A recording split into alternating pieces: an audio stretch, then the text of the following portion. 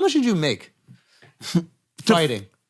The most I ever made was 8.8 in one night. Oh, wow. I made 8.8 million the second time I fought Anderson. Wow. And I know. Talking shit pays, boy. I know I just became a scumbag to the audience. I didn't mean to, but they used to post this publicly. They love you. And I only that's told huge. This is huge money. I told that story one time to a guy named Brian. And Brian was a good friend of mine. And Brian told me that didn't happen. And then he broke down the math. He goes, here's what the gate was, and here's what the pay-per-view was, and they just couldn't have done that. And I said, yeah. Just like that, I backtracked and just took it back. Yep, I had a friend, and Front Row Brian was his name. He was even a media personality, and I told him I did 8.8 million, and here's how we did. And he told me it wasn't so. And I said, yep. I just let it go. Hold on, this is wild. Okay, so Sorry, I'm gonna piss my pants. Go. 8.8. Wow. Now that's a stunning gate for a UFC fight now. Not even gate. That's a stunning payout for a UFC fighter now. Yes. This is how long ago? This was in 2012, and I will tell you, those numbers are 11 years ago. The numbers are bigger than people. What did Silva get? I've always wondered that. He had to get more. No. He had to. Maybe you're getting paid as the heel. Maybe. Because they know that Silva can't promote it like you're going to promote it. And where did you guys fight? And I heard rumors, though, that he was like 3.2 million or 3.1 million, and I've tried to confirm that. But then he also told me a number that he thought we did in pay-per-views. Wasn't the number that we did in pay-per-view, so I didn't know where this whole thing sat. And so, I mean, there was just like when I was dealing with Brian, like there was just a time that I just stopped. You got your money, that's all that It's matters. like, you're right. Okay, so 8.8, so you did really well. Yeah, and what about when you were doing like, when you were basically running around fighting all of like the stars? Like, what about when you did your Bellator run? Yeah, well, Bellator was another great one. You know, it was a little bit different model because they didn't have the pay-per-view. And one of the great things, I mean, it's like any great performer. You watch this hand, so you don't see what this hand's doing. And from day one, MMA's done a great job of coming out and saying, here's what the live gate was and here's what the pay-per-view was. Here's what the live gate and here's what here's what the live gate.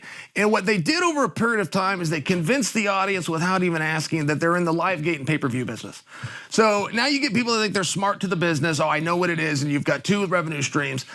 But then a pandemic hits the world, and all of a sudden you can't have a live gate. But the one sport that kept going was MMA. Damn with right. absolutely no gate, zero. Those sponsorship dollars are all right. There you go. And it was thriving on top of that. All of a sudden, you know, pay-per-view changed. The pay-per-view model doesn't even exist today as it did in 2012 at all. But the business and the doors stay open, and the sponsorships come in.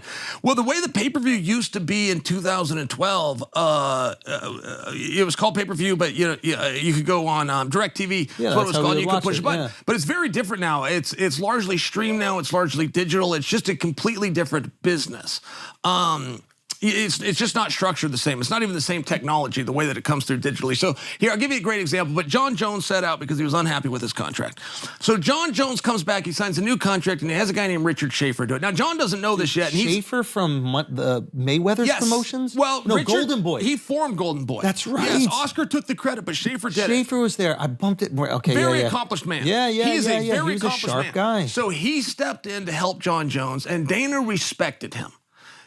The problem is, the deal that Schaefer did for Jones would have been a very good deal back in the pay-per-view model that Schaefer understood. It's completely different now, or even the one that John walked away from 3 years ago.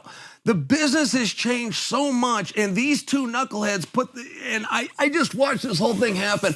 And I'm a nemesis of John, but I watched this happen, and my evil side, goddamn, how do you not know what you're doing? And how do you bring in a guy from a generation and a technology and a business ago who's never done an MMA contract, and he got a yes on his first day?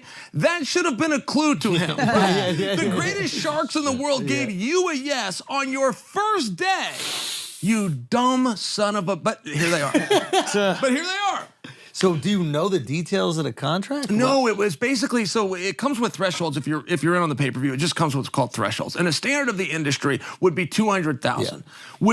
With this story, that's where we break even, which of course, but this is the story, and it's consistent, and it transcends times. But then at 500,000, you bump to this number, and 800,000, you bump to this, and $1 million, you bump to this, and nobody ever bumps to all the way to that high, except, you know, Lesnar and McGregor. And basically that was it. John just wanted a little bit more, and he wanted the thresholds to be a little bit less. But it's a completely different model now, even from 3 years ago when he walked away. But John couldn't sit here and tell us what the MMA model is right now. You couldn't sit him. It's like Deontay Wilder and Francis Ngannou out there running them out there about free agents. Let's just sit them down and find out the economics of the fight game. They could not tell you step number one. Well, you're going to sell some tickets. Okay, but the venue's only so big. What happens when the tickets are gone? Well, then we're going to go. They don't know it. So when you're sitting there and you're trying to negotiate, you don't even know what it is you're talking about. It's just one of these situations in life, right? I mean, there's a reason it's called a business, and some of it's none of yours. You got to do the work on your own. You got to find out what you're doing. But I will tell you, John sitting out because he wasn't happy with his pay and then signing a deal with Richard Schaefer that doesn't know the industry now really was something to watch. It really was something to watch. I just sit there and go, oh my God, 3 years of your life you wasted. The best in the world, the best dude in the world could have had 3 fights a year. You could have 9 fights behind you. You could have $50 million sitting in the bank. And now you're walking out to a deal that would have been good when you left 3 years ago. Now, would you say... And by the way, John, why do you think Richard Schaefer would know what he's doing in the world of MMA? Well, he started Golden Boy. Yeah, but let me ask you, but why would he know what he's doing in the world of MMA? Yeah. Well, he started Golden Boy. Yeah. Fair enough. Maybe he was thinking he knows what he's doing in the world of promoting fight sports. Yeah. Schaefer's impressive. Like that, that's all true, yeah. Yeah. I mean, yeah, I guess a lot of agents rep NFL, NBA, MLB athletes. Yeah. To your point, the model changed. And the Golden Boy model was interesting. I think I remember the Golden Boy model being that they were basically taking every dollar grossed from everything. It was sponsorship, live gate, whatever, went into one bucket. I'm pretty sure. And like they were making even employees buy their own tickets. Like nobody was getting free tickets. And then, actually, yeah, that's right. This was the cash out deals that some people say have kind of like hurt boxing because there was very little money that was left for the promotion. I remember Mayweather doing pretty much all the PR. They would do the live events. He would do those little like, they would do the little tour when they were announcing the fight. Do you remember they would do those little press tours? Of course. That was the PR. Yeah. They weren't spending that much on like advertising or anything because Mayweather was just promoting the fights. And it kind of killed the boxing model in a way because these fighters started going, oh yeah, I'm just getting 90% of gross. Yep. It's like, well, you're not Mayweather. Right. You can't promote a fight. That's right. You need to take 20% of that and dump it into fucking ads because they're boring. Yes. Yeah, so the model was good if you could talk, and it was horrible for you if you couldn't. That's right. Yeah, which isn't a big surprise. I mean, it sounds like the way that it should be. I mean, I'll just share with you that is a really interesting thing. You've got Deontay Wilder and Francis Ngannou. Both these guys are mad at me. Both of these guys have said these terrible things about me in the media lately. But it's because I give them a hard time, and I'm not giving them a hard time to make fun of them. I'm giving them a hard time so they ask themselves these very... So I really am coming from a position of trying to help them. Like, Deontay, Francis, how do you make money in fighting? They just want somebody to hand me a check. I mean, that's it. Somebody give me money. It's like... Back up. Where does that guy get the money? How does that money... Like, let's just start at step number one. You've been doing this for 20 years, goddammit. How do you make $1 in this business besides somebody giving you a check?